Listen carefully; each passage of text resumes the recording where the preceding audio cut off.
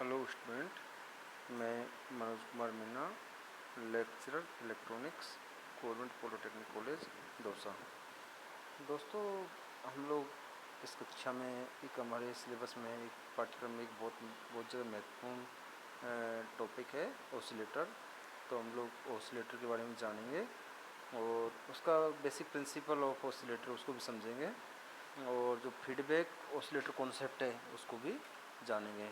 हम लोगों ने इससे पहले हम लोग जो हमने एम्पलीफायर के बारे में जाना था, और एम्पलीफायर के बारे में हम बहुत सारी चीज़ें जान चुके हैं कि जो बीजेटी होता है वो एक एम्पलीफायर की तरह कार्य भी करता है। जब बीजेटी का एमीटर और बेस जंक्शन फॉरवर्ड बायस में होता है, तो उस केस में बीजेटी और अगला जंक्शन उसका रिवर्स बायस में होता है, तो उस केस में बीजेटी एक एक्टिव रीजन में रहता है, तथा बीजेटी एक्टिव रीजन में एक एम्पलीफायर की तरह कार्य करता है।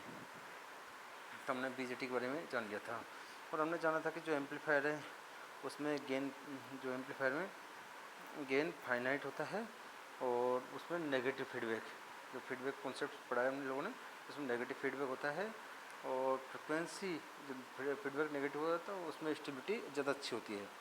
और इसमें जो एम्पलीफायर होता है उसमें हम लोगों को इनपुट भी देना पड़ता है, फीडबैक भी लगाना पड़ता है। लेकिन हमारा जो हमारा ऑसिलेटर है, ऑसिलेटर में हम लोगों को पॉजिटिव फीडबैक होता है, और इसमें इसकी स्टेबिलिटी, इसकी जो ऑसिलेटर है इसकी स्टेबिलिटी बहुत कम होती है, और इसका गेन भी इनफाइनाइट होता है। तो और इसमें कोई भी हम लोगों को बाहरी सिग्नल नहीं लगाना पड़ता। तो ये इनके बीच में कुछ थोड़े बहुत डिफरेंस है। तो अब हम लोग इसमें बेसिक प्रिंसिपल ऑफ ऑसिलेटर जानते हैं। Oscillating circuit, the amplitude of voltage और current oscillation delay with time owing to dissipation of energy in the resistance contained in the circuit. If a negative resistance is incorporated in the circuit to generate energy that compensate for the loss of energy through the passive resistance, oscillation must be undiminished amplitude can occur. Basically, therefore, a negative resistance must be provided in an oscillator. This is accomplished in a feedback oscillator by providing an external positive feedback to make the overall gain infinite. हमारा gain क्या था? Infinite. In negative oscillator the desired negative resistance is supplied by internal positive feedback. No external signal is applied in an oscillator. oscillator में हमारा कोई भी negative हम लोग action signal नहीं लगाते हैं. When the power supply to the system is switched on, a noise voltage is produced. The frequency spectrum of noise being very wide, it always has a voltage component at the frequency required for oscillator. Thus, the initial signal to trigger the oscillation is obtained from the noise voltage. तो जो हमारा उसमें हम लोग input कोई signal लगाते नहीं है, इसलिए हमारा जो ऑसिलेटर होता है उसको स्टार्ट करने के लिए हमारा उसका जो एनर्जी आती है वो कहाँ से आती है? नॉइज़ वोल्टेज से. The AC power of output signal is supplied by the DC supply source. ठीक है दोस्तों. तो अभी जो हम लोगों ने ये तक बेसिक कॉन्सेप्ट है. तो इस बेसिक कॉन्सेप्ट के बारे में हम लोग जानते हैं, और इनके बीच में जो एक महत्वपूर्ण डिफरेंस है उसको भी समझने की कोशिश करते हैं कि एम्पलीफायर और ऑसिलेटर के बीच में जो बेसिक डिफरेंस है ये क्या है. तो हम लोग एक साइड में यहाँ पर जैसा कि लिखा हुआ है, एक साइड में एम्पलीफायर है, दूसरी साइड में ऑसिलेटर है. तो एम्पलीफायर में जो गेन है फाइनाइट होता है, जबकि ऑसिलेटर में गेन इनफाइनाइट होता है, क्योंकि उसमें ऑसिलेटर लगातार उसकी जो सिग्नल है, सिग्नल की वैल्यू, सिग्नल का जो एम्पलीट्यूड है लगातार बढ़ता रहता है. तो जो ऑसिलेटर है इसका एम्पलीट्यूड ज़्यादा होता है. जो एम्पलीट्यूड है इसमें ऑसिलेटर का, इसी एम्पलीफायर का नेगेटिव फीडबैक होता है और इसमें पॉजिटिव फीडबैक होता है. ठीक है. और फ्रिक्वेंसी स्टेबिलिटी, जो इसमें गेन नेगेटिव फीडबैक गेन तो घटेगा तो इसकी स्टेबिलिटी बढ़ेगी, जबकि ऑसिलेटर में गेन की वैल्यू बढ़ती है और इसकी जो स्टेबिलिटी की वैल्यू कम स्टेबल होगा. और इनपुट सिग्नल लगाते हैं एम्पलीफायर में, जबकि उधर कोई भी एक्सटर्नल इनपुट सिग्नल की ज़रूरत पड़ती है, कोई भी एक्सटर्नल सिग्नल नहीं लगाते हैं. और ऑसिलेटर क्या होते हैं? सबसे पहले हम लोगों ने पढ़ा था कि ऑसिलेटर में हम लोगों को कोई भी इनपुट सिग्नल लगाने की ज़रूरत नहीं होती। और जो ऑसिलेटर है वो स्टार्ट कैसे होता है, जो ऑसिलेटर के जो स्टार्ट होता है वो हमारा नॉइज़ वोल्टेज से स्टार्ट हो रहा है। तभी मैंने बताया था आप लोगों को, no external signal is applied to an oscillator. तो हम लोग ऑसिलेटर में कोई भी इनपुट सिग्नल नहीं लगाते हैं, ठीक है। तो बेसिकली ये क्या होते हैं ऑसिलेटर बेसिकली ये वेवफॉर्म जनरेटर, ये वेवफॉर्म या सिग्नल जनरेटर, इनको क्या बोलते हैं, वेवफॉर्म जनरेटर या सिग्नल जनरेटर या फंक्शन जनरेटर, ये हमारे ऑसिलेटर होते हैं। Widely used in designing of signal generator और फंक्शन जनरेटर, अपन को यूज़ करते हैं। और प्रोवाइडेड, ये क्या करते हैं, पॉजिटिव फीडबैक, जैसा कि मैंने अभी बताया था पॉजिटिव फीडबैक है। और oscillator is defined as a amplifier with infinite gain. हम ऑसिलेटर को डिफाइन करना चाहें तो एक ऐसा एम्पलीफायर जिसका गेन क्या हो, infinite. Self generating circuit, that is they don't required any external signal to produce the oscillation. तो मैंने बताया था कि इनमें no external signal is applied to an oscillator. तो इसमें कोई भी बाहर से कोई भी सिग्नल लगाने की ज़रूरत नहीं है। इसलिए ये कैसे काम करते हैं, ये ऑसिलेटर की तरह काम करते हैं।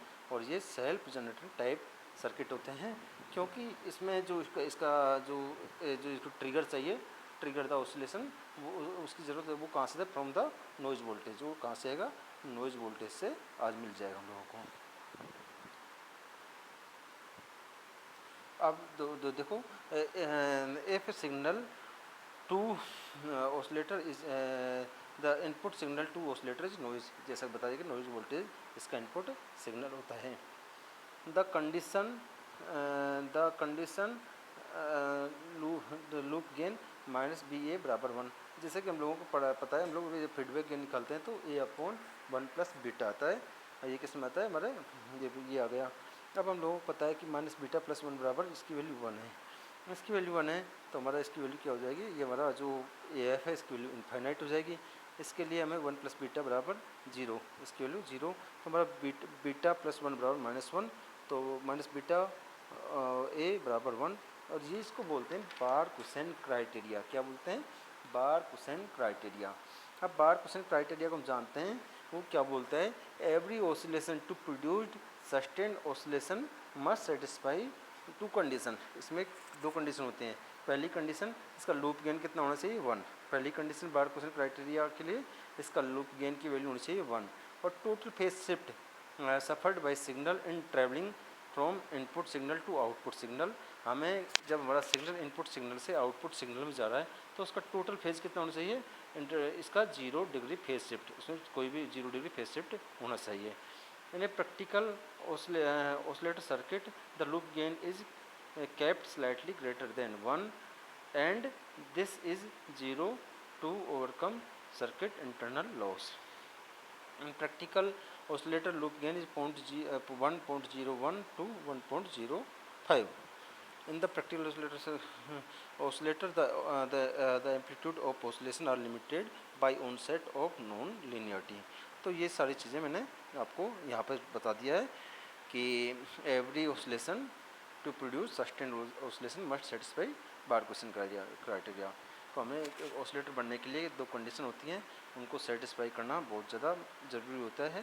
पहला लूप गेन 1 होना चाहिए और दूसरा टोटल फेज शिफ्ट की वैल्यू कितनी होनी चाहिए, टोटल फेज शिफ्ट की वैल्यू 0 होना चाहिए। तो ये हम लोगों ने हमारे ऑसिलेटर के बारे में ये चीज़ में जो पढ़ाई जो बताया वो यहाँ पे लिखा हुआ है, तो हम लोगों ने इसके बारे में जाना है। तो हम लोगों ने अभी इसमें जो अभी क्या क्या पढ़ा था कि हमारा जो ऑसिलेटर होता है सेल्फ जनरेटिंग सर्किट था, और जो हम लोगों ने डिफरेंस देखा था एक एम्पलीफायर और एक ऑसिलेटर में। हमने जाना था कि जो एम्पलीफायर उसमें गेन फाइनाइट होता है, जबकि ऑसिलेटर में गेन इनफाइनाइट होता है। और एम्पलीफायर में जो हमारा फीडबैक था वो नेगेटिव फीडबैक था, ऑसिलेटर में पॉजिटिव फीडबैक था। और एम्पलीफायर फ्रिक्वेंसी स्टेबिलिटी गुड थी, जबकि ऑसिलेटर फ्रिक्वेंसी स्टेबिलिटी लेस थी। और कोई भी input signal must be applied in case of amplifier और no external signal input signal is required in the case of oscillator. तो हम लोगों ने जाना कि जो हमारा ऑसिलेटर था ऑसिलेटर हमारा एक वेवफॉर्म जनरेटर था या सिग्नल जनरेटर था या फंक्शन जनरेटर था, इसमें पॉजिटिव फीडबैक लगा रहे थे। और यदि हम लोग बोलते हैं कि कोई एक एम्पलीफायर जिसका गेन इनफाइनाइट है तो एक ऑसिलेटर की तरह कार्य करेगा। तो हम लोगों ने उसके बाद जाना बार क्वेश्चन क्राइटेरिया कि बार क्वेश्चन क्राइटेरिया क्या होता है और उसकी 2 कंडीशन जानी थी। अब अगली क्लास में हम लोग जो डिफरेंट टाइप के ऑसिलेटर हैं, जैसे हार्टलेक आउटलेट है, तो उनको एक एक आरसी फेज शिफ्ट है, तो इन लोग जितने भी एम्पलीफायर फेज शिफ्ट जितने भी ऑसिलेटर है, क्रिस्टल ऑसिलेटर, तो जितने भी वेन ब्रिज ऑसिलेटर, तो ये अलग अलग टाइप के ऑसिलेटर हैं, इनको हम लोग अगली क्लास में पढ़ेंगे। उसके बाद मल्टी स्टेज एम्पलीफायर स्टार्ट करेंगे। धन्यवाद।